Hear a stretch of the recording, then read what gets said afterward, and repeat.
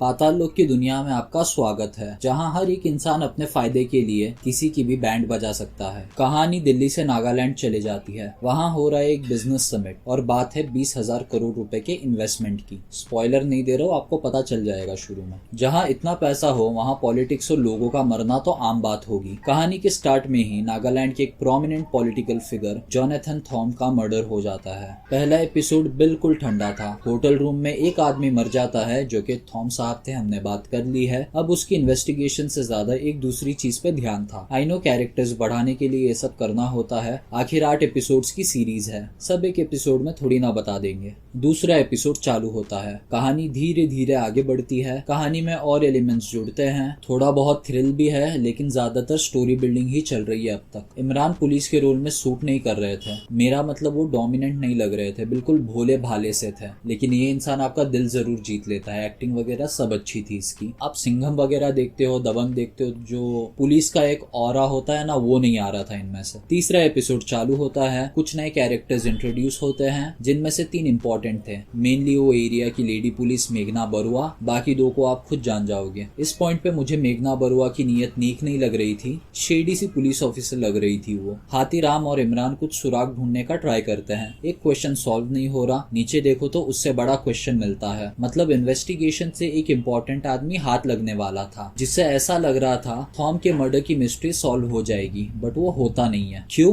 वो नहीं बताऊंगा, आप मुझे कमेंट्स में बता देना अगर आपने ऑलरेडी देख ली है तो। ये एपिसोड एंड होते होते ये लोग कुछ ऐसे लोगों को मार देते हैं जिन्होंने थॉम के मर्डर करने का इल्जाम अपने सर पर ले लिया था, फालतू में वॉनबी नहीं बनने का। बट यही सब देख के आपको एक बू आ जाएगी कि ये सब एक षड्यंत्र का पार्ट है, वो 3 आदमी खुद से नहीं मरे। चौथा एपिसोड चालू होता है और स्टार्टिंग में ही एक ऐसा कैरेक्टर इंट्रोड्यूस होता है जिसको पुलिस स्टार्टिंग से ढूंढ रही थी। एसीपी इमरान अंसारी के बारे में एक इम्पोर्टेंट बात पता चलेगी जो केस से रिलेटेड नहीं है, इनफैक्ट पर्सनल है। बहुत ही मुश्किल से एक इम्पोर्टेंट मर्डर सस्पेक्ट हिरासत में आता है। इस पॉइंट पे सच्ची में इंटरेस्ट आना चालू होता है और एक क्लिफ हैंगर के साथ ये एपिसोड खत्म। ये वाला ट्विस्ट अनप्रेडिक्टेबल था, मुझे पता था ऐसा कुछ हो सकता है, but given the importance of the character लगा नहीं था ये लोग ऐसा कुछ करेंगे, बट कर दिया। 5वां एपिसोड चालू होता है। स्टार्टिंग इमोशनल थी, जो कि सिचुएशन के हिसाब से होना भी चाहिए। यहाँ जो इमोशंस पोर्ट्रे हुए थे हाथीराम और एक कैरेक्टर के द्वारा, किसी का भी एक्ट ओवरडू नहीं लगा, चीजें ऑन पॉइंट थी और बीजीएम भी सीन को सपोर्ट कर रहा था। I would say good work.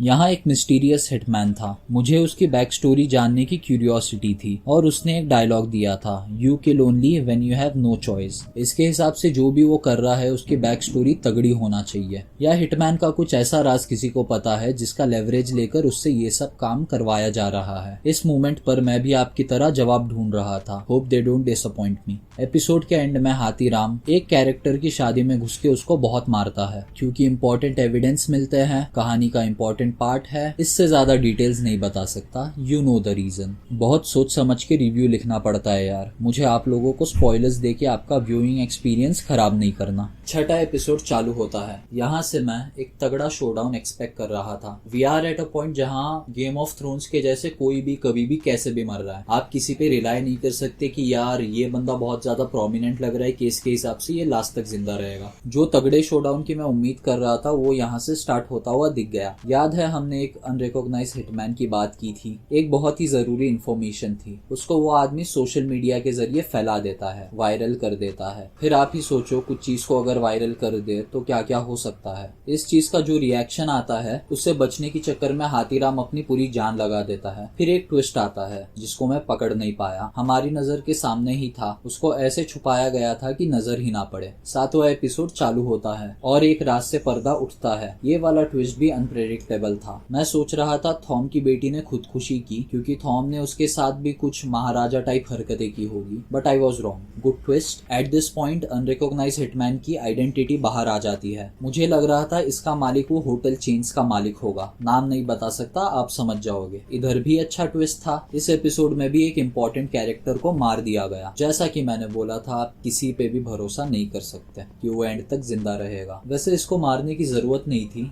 नहीं मारते तो भी चल जाता। 8वां एपिसोड चालू होता है, सारी चीजें आपके सामने आ जाती हैं, सब खुली किताब के जैसे दिखने लगता है। मेन कल्प्रिट बहुत ही चालाक होता है। एग्जाम्पल के साथ आपको बताऊं तो अगर आपको लग रहा है कि रोहित शर्मा कल्प्रिट है तो रोहित शर्मा नहीं, ये कल्प्रिट कपिल देव कल्प्रिट है, इसको डिकोड कर लो। जैसा कि मैंने कहा मेन कल्प्रिट बहुत ही चालाक होता है, वही सब लोगों को कठपुतली जैसे नचा रहा होता है। एक सीन था जहां हाथीराम और एक वांटेड आदमी तक पहुंच जाता है, फिर वही घिसी पिटी पुरानी बात होती है कि पुलिस ने वांटेड आदमी को पकड़ लिया, थोड़ी देर बात होती है, फिर वो आदमी पीछे से भाग जाता है पुलिस को धक्का देके। यार मतलब इतना सीधा प्लॉट है ये, इतना सीधा सीन है। पीछे बैकअप रख दिया करो ना, जब आप किसी मुजरिम वगैरह से बात करने जाते हो, पीछे 1-2 पुलिस वाले रख दिया करो कि अगर कोई भागने का ट्राई करे तो उसको पकड़ लेंगे। फालतू में सीन प्रोलॉन्ग क्यों करना। पूरी स्टोरी खत्म हो जाती है। हाथीराम के पास 2 ऑप्शन होते हैं, या तो जनता को सच बता दो वरना उनसे ही सच छुपा के उनका भला सोचो।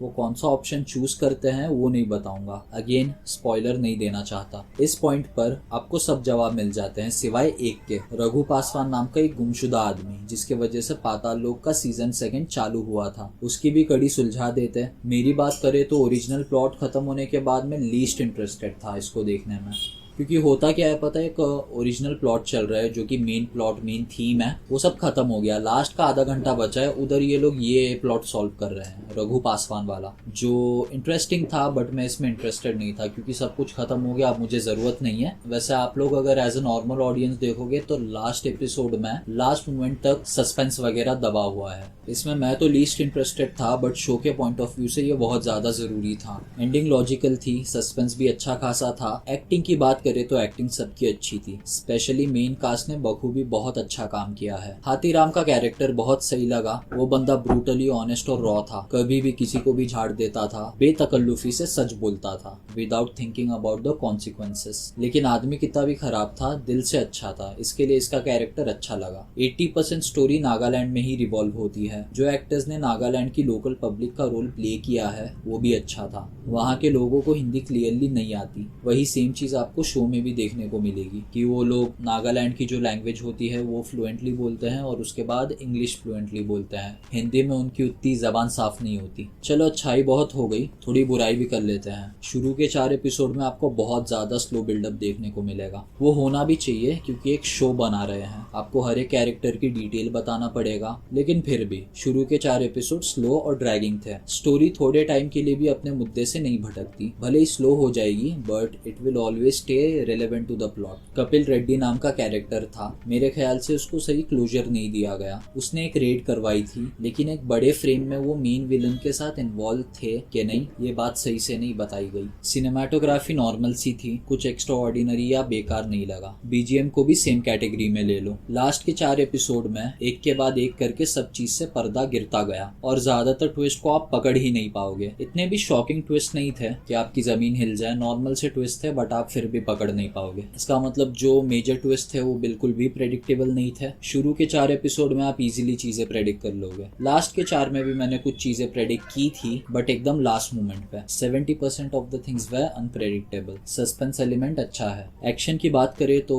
एक्शन बहुत ही ज्यादा रियलिटी फोकस्ड और लॉजिकल था। कुछ भी ऐसा नहीं हो रहा था कि हाथीराम 10 लोगों को साथ में मार रहा है, स्लो मोशन में चल के आ रहा है, 2 लोग वहां से उड़ रहे हैं, 2 लोग पीछे से उड़ रहे हैं, एक कैमरा के पीछे से आ रहा है, ऐसा कुछ नहीं हुआ। और एक चीज मुझे शॉकिंग लगी यार, हमारा हाथीराम बहुत मार खाता है, मतलब हीरो होने के बाद भी वो इंसान बहुत ज्यादा मार खाता है। ये एलिमेंट मुझे अच्छा लगता है। ऐसा एक्शन देखने में ना मजा आता है जहाँ हीरो इनविंसिबल नहीं है, जहाँ प्रोटैगनिस्ट और एंटैगनिस्ट के बीच में एक फेयर फाइट होती है। लास्ट इंडियन सीरीज मैंने देखी थी सिटाडेल अ हनी बनी, वो इससे थोड़ी सी ज्यादा अच्छी थी। अब वर्डिक्ट की बात करते हैं। देखो इसको कोई फॉरेन थ्रिलर से कंपेयर नहीं करना, फॉरेन सीरीज से कंपेयर करोगे तो निराशा ही हाथ लगेगी। कंपेयर करना ही है तो एक बार इंडियन सीरीज से कर लेना। मेन प्लॉट ओकेश सा था, नॉर्थ ईस्ट के अराउंड था जहाँ कम्युनल टेंशन, पॉलिटिक्स सब कुछ इन्वॉल्व था। नॉर्मल स्टोरी बट अच्छा प्रेजेंटेशन और एग्जीक्यूशन आपको हुक्ड रखेगा और आप स्टोरी में इन्वॉल्व रहोगे लास्ट तक। अगला सवाल, आपको ये सीरीज देखना चाहिए कि नहीं? सीजन 1 देखे हो तो 100% देख लो, लेकिन सीजन 1 कंपैरेटिवली इससे अच्छा था, तो आप सीजन 1 और 2 कंपेयर करोगे तो हैंड्स डाउन सीजन 1 अच्छा ही था। ये एक सिंपल मर्डर मिस्ट्री है which is written and executed well. मेरी बात करें तो मैंने सीजन 1 भी नहीं देखा। यूट्यूब पर एक छोटा सा रिकैप वीडियो देखा and I was good to वो, और ये बात मेरे लिए अच्छी भी साबित हुई क्योंकि सीजन 2 में सीजन 1 से कुछ इतना ज्यादा लेना देना है नहीं। एक फ्रेश स्टोरी है, एक फ्रेश प्लॉट है। वैसे आप सोचोगे मैंने सीजन 1 नहीं देखा, फिर भी मुझे कैसे पता चला कि वो आइकॉनिक है? The reason is word of mouth and memes. Second season एक परफेक्ट स्लो बर्नर है जहाँ डिटेल्स और सस्पेंस का अच्छे से ख्याल रखा गया है।